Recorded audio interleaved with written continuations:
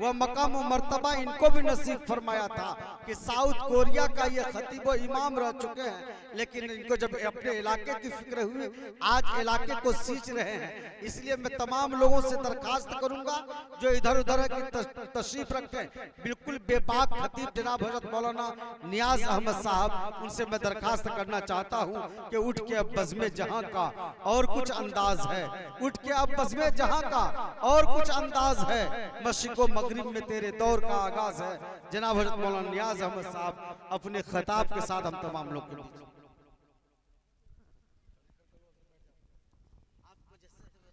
एक बहन ने 2 पायल भेजी है, अल्लाह ताला उसके देने को कबूल फरमाए, उनके हर जायज मकासद को पूरा फरमाए।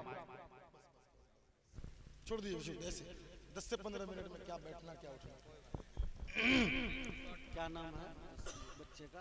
नहमदुहु व नसल्ली अला रसूलिहिल करीम, अम्मा बाद, फ़अऊज़ु बिल्लाहि मिनश शैतानिर रजीम, बिस्मिल्लाहिर रहमानिर रहीम। क़ाल अल्लाहु तबारक व तआला फ़िल क़ुरआनिल मजीद वल फ़ुरक़ानिल हमीद, इन्नल्लाह ला युग़य्यिरु मा बिक़ौमिन हत्ता युग़य्यिरु मा बिअन्फुसिहिम। मेरे दोस्तों, जैसे कि हमारे मुशफ़िक़ नाज़िम जलसा मौलाना दाऊद साहब ने कहा कि 10 से 15 मिनट सही कहा उन्होंने। माशाअल्लाह, एक भाई ने 100 रुपए दिया, अल्लाह ताला उसको तंदुरुस्त। इससे ज्यादा मेरे पास कहने के लिए कुछ है भी नहीं, क्योंकि इससे पहले चतुर्वेदी साहब ने सारी दुआएं भी दे दी और सब कुछ सुना भी दिया।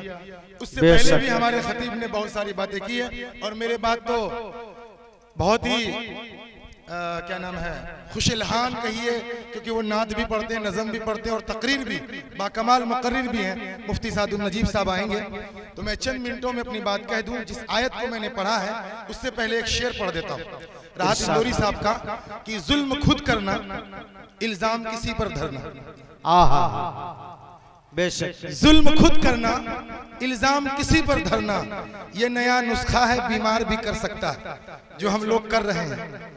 इस जलसे की तैयारी पैगाम अलबेला साहब और मुकर्रम भाई और उनके तमाम दोस्तों ने तकरीबन 1 महीने से की थी। लोगों, कल क़यामत के दिन किसी को आग बुझाने में और किसी को आग लगाने के जुर्म में खड़ा किया जाएगा। तो आग बुझाने वाले जो लोग होंगे वो जलसे में बैठे हुए हैं, और जो आग लगाने वाले लोग हैं, मैं बेदरेक कह देता हूं, वो मार्केट में और चाय की दुकान में है। कल वो उसी सफ में खड़े होंगे। क्यों? अल्लाह को और रसूलुल्लाह को और शरीयत को कतई ये पसंद नहीं है कि दीन की मजलिस के आगे बाजार को तरजीह दिया जाए।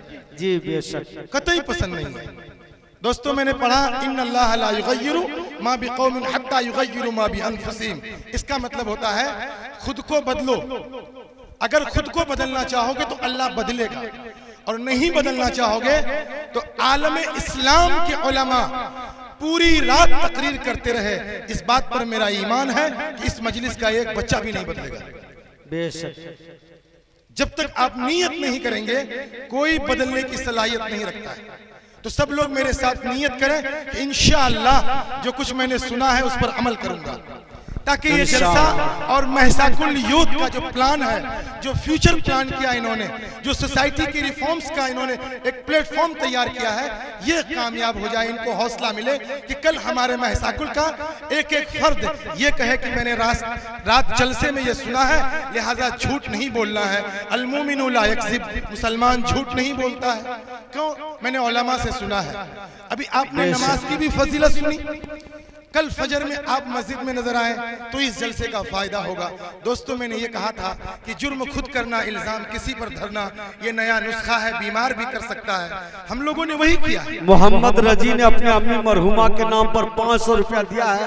अल्लाह ताला इसकी माँ की मगफरत फरमा दे। तमाम लोग बोलिए आमीन आमीन। माशाअल्लाह। मैं ये कह रहा था आपसे कि हमारे पास इस्लाम तकरीबन 1500 साल पहले जनाब मोहम्मद रसूलुल्लाह सल्लल्लाहु अलैहि वसल्लम दुनिया में मबूस हुए और इस्लाम लेकर के आए। कौन सा इस्लाम लेकर आए थे? कौन सा इस्लाम लेकर के आए थे? कोई बता सकता है? इस्लाम दुनिया में इसलिए आया था कि बेटियों पर जुल्म हो रहा था, औरतों को सताया जा रहा था, लोग अल्लाह से दूर हो गए थे, इसलिए जनाब मोहम्मद रसूलुल्लाह सल्लल्लाहु अलैहि वसल्लम आए। आज ठंडे दिल से सोचिएगा कि हम अल्लाह से कितने करीब हैं। कौन सा इस्लाम हमारी जिंदगी में है? क्या आज बेटियां नहीं सताई जाती हैं? शादी में हमारे पास, हमारी जिंदगी में शादी जो हम करते हैं नौजवानों का, महसाकुल के यूथ मुझे सुने, मैं इन सब लोगों से आज ये कसम लूंगा कि जितने कंवारे हैं वो अपनी शादी में जहेज नहीं लेगा। हाथ उठाओ भाई, जो कंवारे हैं वो, आप चाचा हाथ नीचे कर लीजिए। जितने कंवारे हैं वो अपनी शादी में जहेज नहीं लेंगे, इस जलसे का हक अदा हो जाएगा। हाथ उठाओ प्लीज, रेज योर हैंड। नहीं लेंगे भाई, हाथ उठाओ। नहीं लेंगे इंशाअल्लाह, नहीं लेंगे। वो इज़ल मऊदतु सुइलत। चलिए, महसाकुल यूथ के सरफराज भाई जिम्मेदार है, उन्होंने कहा है कि ना कोई नकदी ली जाएगी ना कोई जहेज लिया जाएगा, सुन्नत के मुताबिक निकाह पढ़ेंगे इंशाअल्लाह।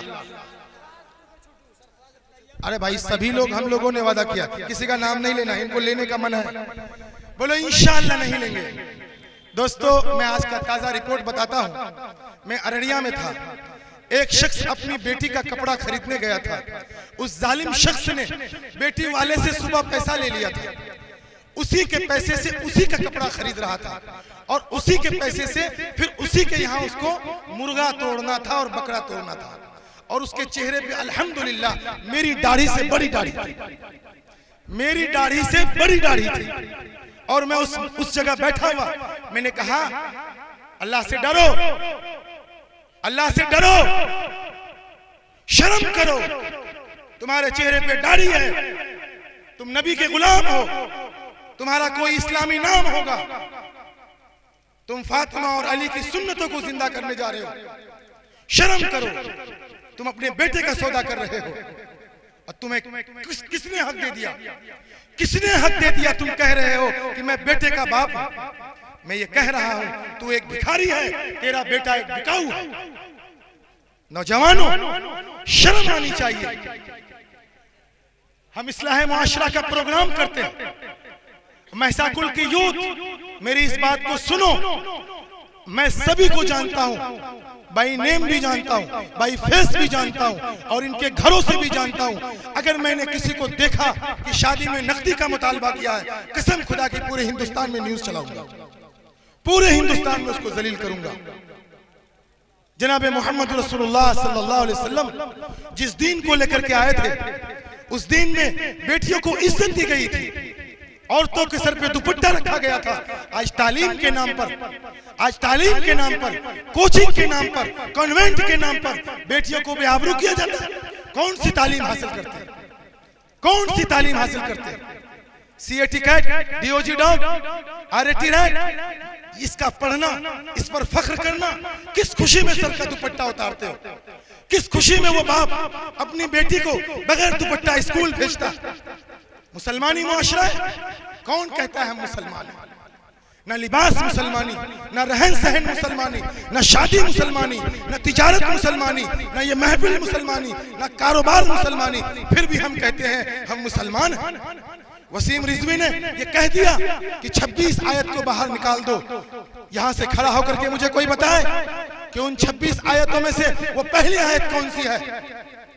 रखवाला कुरान है, हाफिज कुरान है। कुरान पे कोई उंगली उठाए हमारी नींद हराम हो जाती है। टायर जला देते हैं, सड़क जाम कर देते हैं और पत्थर बरसा देते हैं, मगर कुरान एक लफ्ज नहीं पढ़ते। न हम पढ़ते, न बच्चों को पढ़ाते, न कुरान पढ़ने वालों से मोहब्बत, न मदरसों से मोहब्बत। अभी मदरसे के लिए भीख मांगा जा रहा है। ये कौन सा कॉन्सेप्ट है? ये कौन सा तस्वुर है? ये कहां का सिलेबस है कि दीनी इदारों को चलाने के लिए भीख मांगा जाए? मैं इत्तेफाक नहीं रखता। खैरुकुम मन तअल्लमल कुरान व अल्लमहु, तुम्हें सबसे बेहतर वो है जो कुरान पढ़े, कुरान पढ़ाए। सबसे बेहतरीन घर वो है जो बैतुल्लाह है, रसूलुल्लाह का घर वो मदरसा है। ये मदरसा, ये मदरसा, मस्जिद अल्लाह का घर, मदरसा रसूलुल्लाह का घर। इसके लिए भीख मांगी जाए, इसके लिए ज़कात वसूला जाए, इसके लिए फितरा वसूला जाए और मुसलमान वहां अपने बच्चों को शरीयत पढ़ने के लिए भेजे, कुरान पढ़ने के लिए भेजे। अगर ज़कात से मदरसा चलेगा, खैरात से मदरसा चलेगा, फितरे से मदरसा चलेगा, तो फिर गरीबों की मदद किससे करेंगे आप? बेवाओं की मदद किससे करेंगे? यतीमों की मदद किससे करेंगे? जहां पे आपका बच्चा पढ़ रहा है, कुरान पढ़ रहा है, हदीस पढ़ रहा है, नमाज सीख रहा है और वजू पाकी नापाकी का इल्म सीख रहा है, उसको आप खैरात देने के लिए भी प्लान बनाते हैं। रमजान का इंतजार करना पड़ता है। और उलमा बिरादरी से मैं हाथ जोड़कर निवेदन करता हूं, रिक्वेस्ट करता हूं, प्लीज प्लीज कुछ कर गुजरो यारो। कोई नई मंजिल तलाश करो, कोई नया रास्ता निकालो। रिवायत परस्ती की चादर को फाड़ दो। नहीं करेंगे हम ज़कात की वसूली, कोई जरूरत नहीं है। हर मस्जिद में हम मकतब कायम करेंगे, हर दरवाजे पे हम मकतब कायम करेंगे और एक एक बच्चा को दीनी तालीम सिखाएंगे। मुसलमानों, आपका प्राइवेट स्कूल, आपका सरकारी स्कूल, आपका मदरसा आप ही का मदरसा होना चाहिए। मदरसे का एक सिलेबस तैयार हो, एक निसाब बने, उसमें दीनी तालीम हो, उसमें दुनिया की तालीम हो, उसमें कुरान हो, हदीस हो, साइंस हो, मैथ हो, बायोलॉजी हो, सोशियोलॉजी हो, जियोलॉजी हो, क्रोनोलॉजी हो, मेडिकल का इंतजाम हो। जैसे हमारी शरीयत ने इमारत शरिया के मातहत सारी चीजों का इंतजाम किया। आज मदरसा पूरे महसाकुल में जो इस मदरसे की हालत है, किसी फकीर का घर ऐसा नहीं होगा। जाइए आप क्षमता देखिए, 1992 में मदरसा कायम हुआ, किसी मिस्कीन का घर ऐसा नहीं है। जाइए आप बोची, 1923 में मदरसा कायम हुआ, आजादी से तकरीबन 24 साल पहले। आज उस बोची के मदरसे को 99 साल हो चुके हैं और पीछे की दीवार पलस्तर नहीं है, पीछे की दीवार पलस्तर नहीं है। कौन आपकी फिक्र करेगा? नमाज पर तकरीर होती रही, ज़कात पर तकरीर होती रहेगी। मैं कह देना चाहता हूं, अगर तालीम का इंतजाम नहीं हुआ, बच्चों की फिक्र नहीं हुई, मुस्तकबिल का प्लान नहीं हुआ, रोजाना जलसे कराएं आप, रोजाना जुलूस कराएं, रोजाना टायर जलाएं। अरे हुकूमत तो चाहती यही है, हुकूमत चाहती ही यही है। इनको उलझा दो, किसी शैतान को बोल दो कुरान के खिलाफ कुछ बोल देगा, किसी शैतान को बोल दो वो तारिक फतेह, वो मलून लंदन से बैठ करके कभी कभी अपने मुंह से पखाना करता है। ये बेवकूफ, ये बदबख्त वसीम रिजवी, इन्होंने क्या कह दिया, हम लोग सड़क पर आ गए। इसका सबसे बेहतरीन एहतजाज ये है, आज मुझसे वादा करें कि वसीम रिजवी के खिलाफ हम अपने हर बच्चे को कुरान पढ़ाएंगे, हर बच्चे को कुरान पढ़ाएंगे इंशाअल्लाह। और ये भी मुझसे वादा करें कि मदरसे को उतनी ही तरजीह देंगे जितना हम एक कॉन्वेंट और स्कूल को तरजीह देते हैं इंशाअल्लाह। मेरे कौम के लोगों, मदरसे के बच्चों को क्या कहते हैं आप कि मेहमान रसूल है, और उसके खाने का इंतजाम ज़कात से करते हैं, अपनी निजी कमाई से नहीं कर सकते। उसके खाने का इंतजाम ईद के फितराने से करते हैं, फिर कहते हैं मेहमान रसूल है। अजीब तमाशा।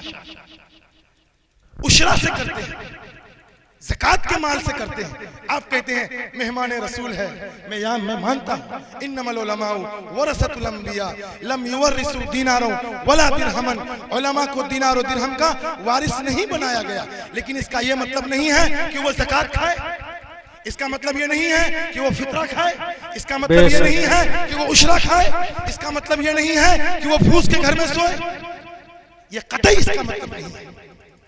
तो आप सब लोग सबसे पहले मौलाना अली मियां रहमतुल्लाह अलैह नव्वर अल्लाहु मरकदहु, अल्लाह उनकी कब्र को नूर से मुनव्वर करे, उन्होंने कहा कि मुसलमानों, तुम उस वक्त तक तरक्की की मुंह नहीं देख सकते जब तक कि तुम्हें ये फिक्र न हो जाए, खाने से ज्यादा, कपड़े से ज्यादा, शादी ब्याह से ज्यादा, सबसे ज्यादा तुम्हें तालीम की फिक्र हो जाए। जिस दिन ये फिक्र तुम्हें हो जाएंगे, उस दिन तुम तरक्की के राह पर चले जाओगे।